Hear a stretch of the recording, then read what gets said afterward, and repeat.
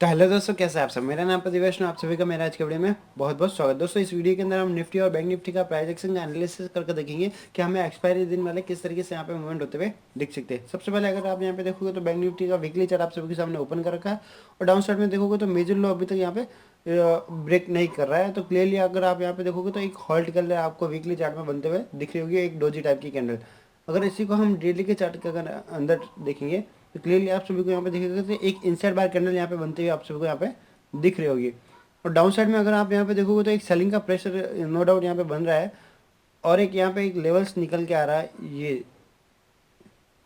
ये जो swing low है, अगर इसको मैं स्मॉलर टाइम फ्रेम में मतलब 1 घंटे के चार्ट में अगर क्लियर आपको दिखेगा तो यहाँ पे देखना आपको ये है कि यहाँ पे एक लो बनाया था, उसके बाद सेम उसी लो को रिस्पेक्ट करते अपसाइड मोमेंटम दिखाया और अपसाइड में ये जो ट्रेंड लाइन वीकली चार्ट में आप सभी को यहाँ पे दिख रही होगी उसको रीटेस्ट करके यहाँ पे ब्रेकडाउन हुआ था। अब यहाँ पे क्या निकल के आ रहा है कि इस ये जो लो है वहीं पे मार्केट ने मल्टीपल टाइम यहाँ पे एक बार रेजिस्टेंस लिया, 2 बार रेजिस्टेंस लिया। तो अब यहाँ पे कल की सेशन में क्या हो सकता है कि यहाँ पे एक 15 मिनट की अगर कोई कैंडल ब्रेकआउट देती है तो यहाँ से हमें अपसाइड मोमेंटम देखने को मिलेगी, जो कि यहाँ पे एक गैप डाउन ओपनिंग हुई थी यहाँ तक हमें यहाँ पे देखने को मिल सकती है। और जो गैप डाउन का रेजिस्टेंस है वहाँ पे एक गैप फिल करके डाउन साइड मूवमेंट यहाँ पे देख सकते हैं। अगर यहाँ पे ये ब्रेकआउट नहीं होता है और गैप डाउन ओपनिंग होती है तो डाउन साइड में अगर आप यहाँ पे देखोगे तो ये 35,590 के आसपास एक सपोर्ट लेवल दिख रहा है। तो एक रेंज के अंदर अपसाइड में अगर यहाँ पे ब्रेकआउट होता है तो एक रेंज हमें यहाँ पे अपसाइड में यहाँ पे लगभग 37,380 से लेके डाउन साइड में अगर आप यहाँ पे देखो तो 36,650, ये एक रेंज आपको देखने को मिल सकती है। और डाउन साइड में अगर आप यहाँ पे देखोगे तो लगभग 36,622 से लेके 35,590, ये एक रेंज के अंदर मार्केट यहाँ पे ट्रेड कर सकता है। क्लियरली अगर आप यहाँ पे देखोगे तो वीकली चार्ट में या फिर डेली चार्ट में देखोगे तो एक ट्रेंडिंग मार्केट आपको देखने को मिला है। और मैंने आप सभी को यहाँ पे क्या था कि एक ट्रेंडिंग मार्केट के बाद एक रेंज, अब यहाँ पे एक रेंज बाउंड मार्केट दिख रहा है। नो डाउट यहाँ पे सेलिंग का प्रेशर आ रहा है, फिर यहाँ पे बाइंग देखने को मिल रही है, तो बायर्स भी यहाँ पे ट्रैप हो सकते हैं। तो ये सारे सिचुएशन यहाँ पे एक रेंज बनाने के बाद जिस साइड ब्रेकआउट देखने को मिलेगा उसी साइड हम यहाँ पे देखेंगे। अगर नो डाउट अगर आप यहाँ पे देखो 3 से 4 दिन अगर इसी यहाँ पे रेंज के अंदर यहाँ पे सस्टेन करके यहाँ पे ब्रेकडाउन देता है डाउन साइड में, तो डाउन साइड में हमें जो नेक्स्ट सपोर्ट है लगभग 34,840 के आसपास यहाँ पर टेस्ट कर सकता है। या फिर 3 से 4 दिन होल्ड करने के बाद अपसाइड ब्रेकआउट देता है तो नो डाउट यहाँ पे जो स्विंग हाई है, प्रीवियस स्विंग हाई 37,880 का, उसको यहाँ पे रिस्पेक्ट कर सकता है। तो ये सब सिनेरियो है। अभी यहाँ पे एक रेंज के अंदर ट्रेड कर रहा है तो आपको रेंज को रिस्पेक्ट करनी है और ट्रेंडिंग मार्केट एक रेंज बाउंड मार्केट के बाद ही आपको यहाँ पे देखने को मिलेगा। तो क्लियरली आप सभी को यहाँ पे एक आवरली चार्ट में जो रेंज बन रही है उस रेंज की माइंड में रख के आपको यहाँ पे ट्रेड लेना है। अगर यहाँ पे ब्रेकआउट कैंडल दिखती है तो आप अपसाइड में के लिए यहाँ पे ट्रेड कर सकते हो, या फिर आपको यहाँ पे गैप डाउन के बाद यहाँ पे डाउन साइड में सपोर्ट लेते हुए दिखता है तो आप इस तरीके से यहाँ पे ट्रेड कर सकते हो। निफ्टी के अंदर क्लियरली आप सभी को यहाँ पे दिख रहा होगा तो सेम वही पैटर्न यहाँ पे बनता होगा, बनते हुए दिख रहा होगा कि अवरली चार्ट के हिसाब से यहाँ पे जो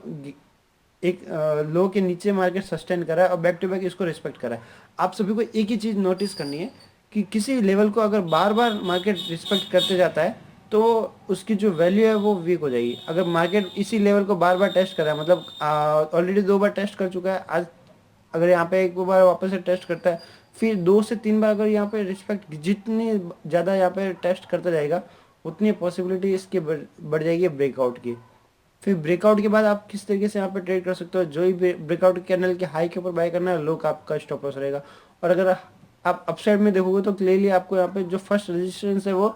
17,530 के आसपास देखने को मिलेगा, जो कि गैप डाउन का है। जो भी गैप डाउन है वो वहाँ पे गैप फिल करने के बाद यहाँ पे रेजिस्टेंस ले सकता है। और जो स्विंग हाई भी यहाँ पे जो आपको दिख रहा होगा वो भी by nearby swing high है। तो क्लियरली आपको ये एक रेजिस्टेंस जो यहाँ पे देखने को मिल सकता है अगर अपसाइड में ब्रेकआउट होता है तो। और डाउन साइड में अगर आप सपोर्ट देखोगे तो क्लियरली आपको दिखेगा कि मार्केट ने डाउन साइड में एक वीक बनाई थी यहाँ पे, उसके बाद यहाँ पे बाइंग देखने को मिली अंदर दे यहाँ पे कल के लोअर साइड में यहाँ पे क्लोजिंग देने की ट्राई की और गैप डाउन गैप अप के बाद में यहाँ पे इसी लो को यहाँ पे सस्टेन कर रहे हैं। तो जब तक इस लो के नीचे यहाँ पे कोई भी कैंडल क्लोज नहीं होती तब तक आप उसको यहाँ पे ब्रेकडाउन नहीं मानोगे। एक रेंज के अंदर ट्रेड कर रहे हो तो आपको रेंज बाउंड मार्केट को रिस्पेक्ट करना है, क्योंकि रेंज बाउंड मार्केट के बाद ही आपको यहाँ पे ट्रेंडिंग मार्केट देखने को मिलेगा। सेम अगर डेली के चार्ट में अगर आप यहाँ पे देखोगे तो आपको यहाँ पे क्या दिखेगा, इनसाइड बार कैंडल आपको यहाँ पे बनते हुए दिख रही होगी। अगर यहाँ पे आप सभी को क्या नोटिस करना है, जो आपको यहाँ पे देखो, जो यहाँ पे बैंक निफ्टी में जो इनसाइड बार है उसकी रेंज काफ़ी बड़ी है, बट अगर आप इसी को निफ्टी के अंदर देखोगे तो एक बहुत ही स्मॉलर कैंडल है। तो अगर आप इस इनसाइड बार कैंडल को भी अगर आप यहाँ पे ट्रेड करते हो तो आज का लो है वो ब्रेक होते ही आपको सेल करना है, और जो आज का हाई है उसके ऊपर आपका स्टॉप लॉस रहेगा। ये एक इनसाइड बार कैंडल को जो डेली ट्रेड करते हैं उसको क्लियरली पता है कि इसको किस तरीके से यहाँ पे ट्रेड करना है, और जो भी यहाँ पे कैंडल की साइज है उसका डबल आपका यहाँ पे टारगेट हो सकता है। सेम ये अगर अपसाइड में ब्रेकआउट देते हैं तो आप उसी लो का स्टॉप लॉस रख के आप डबल यहाँ पे टारगेट को प्लान कर सकते हो, जो कि इनसाइड बार का एक सिंपल सा रूल है। बट यहाँ पे बैंक निफ्टी के अंदर यहाँ पे एक नेगेटिव चीज़ ये है कि इनसाइड बार की रेंज काफ़ी बड़ी है, बट ये यहाँ पे निफ्टी के अंदर पॉजिटिव ये है कि रेंज छोटे होने के कारण यहाँ पे आपको टारगेट और स्टॉप लॉस के लिए बेनिफिट रह सकता है। रियली ट्रेंड डाउन साइड में है, तो अगर कोई अपसाइड में यहाँ पे ब्रेकआउट देता है तो आपको वहाँ पे एक चीज़ और माइंड में रखने की, वो ब्रेकआउट फेल भी हो सकता है, क्योंकि यहाँ पे बायर्स को एक्टिव किया जाएगा, ताकि यहाँ पे अगर देखो सीधा सीधा अगर मार्केट यहाँ पे गिरता जाएगा तो बाइंग कोई नहीं करेगा। तो यहाँ पे एक जो सेलर्स होते हैं वो बायर को ट्रैप करने के लिए यहाँ पे फेक ब्रेकआउट भी देते हैं। तो ये सारी चीज़ें आपको एक्सपीरियंस के बाद ही समझ में आएगी कि कौन सा ब्रेकआउट सस्टेन करेगा या फिर कौन सा ब्रेकआउट फेल होगा। बट आपको क्या करना है कि छोटे से छोटे स्टॉप लॉस के साथ में बड़े टारगेट्स को प्लान करना है, तभी आपको यहाँ पे सक्सेस रेशियो भी बढ़ेगा और एक अच्छा प्रॉफिटेबल ट्रेड आप यहाँ पे लेके चल सकते हो। तो दोस्तों इस वीडियो के लिए बस इतने। आपको कोई भी डाउट हो तो आप कमेंट बॉक्स में यहाँ पे हमारे साथ शेयर कर सकते हो।